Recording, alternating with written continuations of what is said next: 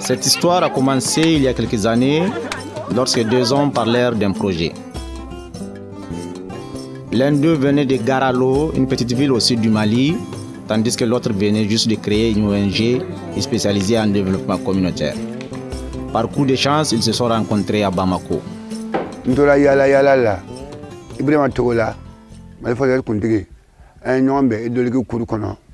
En 99. Les hasards a fait que je suis venu, j'ai trouvé un monsieur qui était assis dans les bureaux de M. Keïta.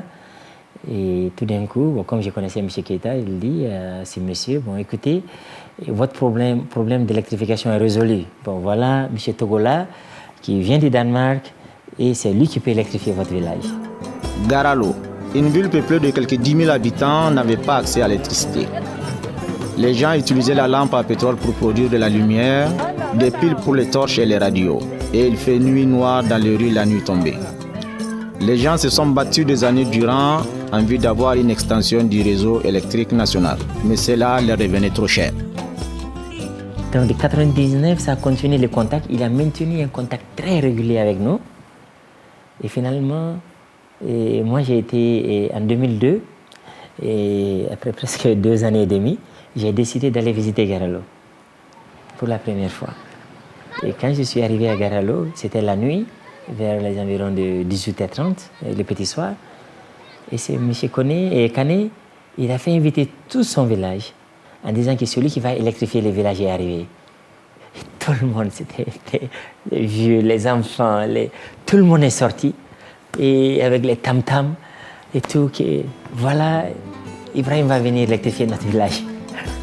Mali Folk Center et la population de Garalo ont donc commencé à discuter d'une approche par rapport au projet d'électrification. Au début, il y a eu un consensus d'utiliser les sources d'énergie renouvelables.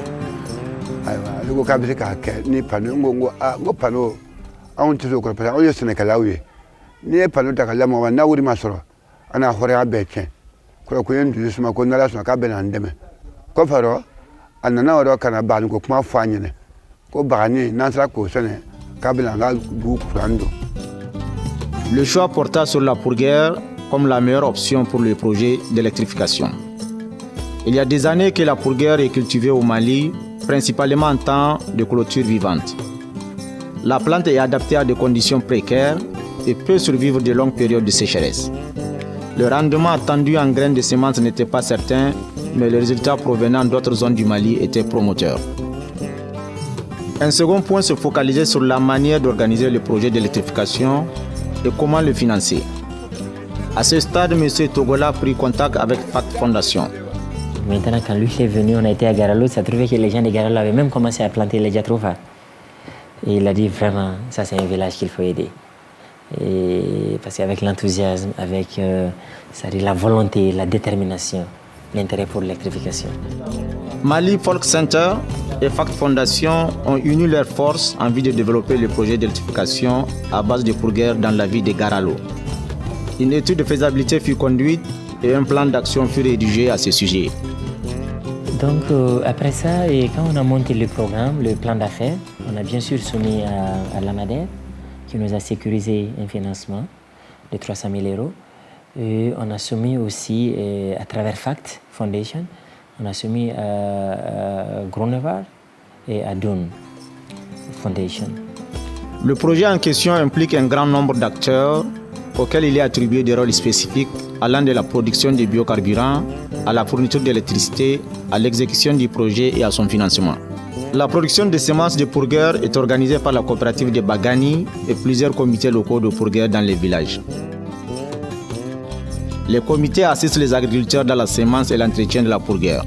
Ils achètent les graines et en produisent l'huile de pourgueur. L'assistance technique est assurée par Mali Folk Center.